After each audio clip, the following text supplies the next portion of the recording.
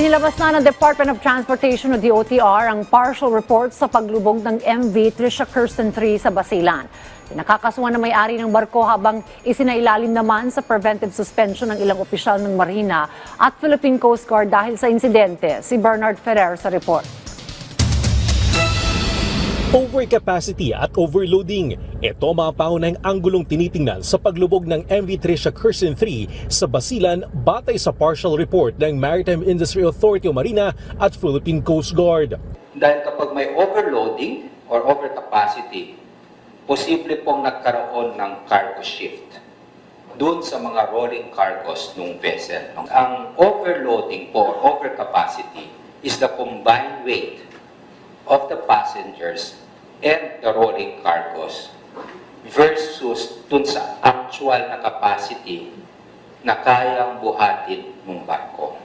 Ayon sa ulat, hindi dumaan sa weight bridge sa pantala ng mga rolling cargo tulad ng mga truck at motorsiklo kaya hindi natimbang ang eksaktong bigat nito. Naitala rin sa investigasyon ang umano'y poor seamanship o kakulangan sa kakayahan ng mga tripulante lalo na nang magsimulang pumasok ang tubig sa barko. Lumabas din ang mga inconsistency sa bilang ng mga pasahero sa manifesto kumpara sa bilang ng mga nakaligtas at nawawala.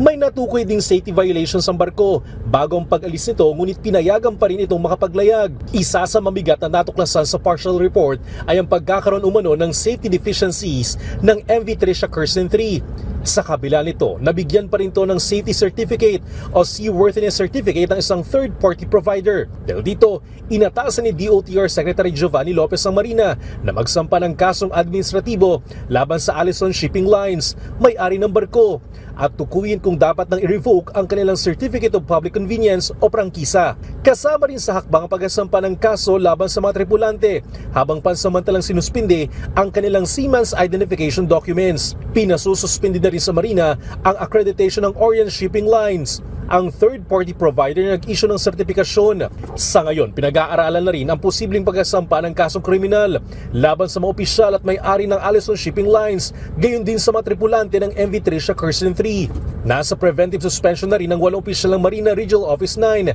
at 6 na opisyal ng PCG Regional Office 9 kaugnay ng insidente. Sakaling mapatunayang may kapabayaan, maaari silang maharap sa kasong kriminal sa ilalim ng RA 3019 o Anti-Graft and Corrupt Practices Act. Samantala, nakapagbigay na ng insurance claim ang kinaukulan. 9 na pamilyang tumanggap ng 200,000 pesos na death coverage, habang 13 naman ang nabigyan ng 50,000 pesos burial assistance. Makakaasa po kayo na ang pamunuan ng kagawaran ng transportasyon, pati po ng Coast Guard at Marina, ay personal po namin tututukan itong kasong ito. At sabi nga po ng ating Pangulo sa akin, justice must be served.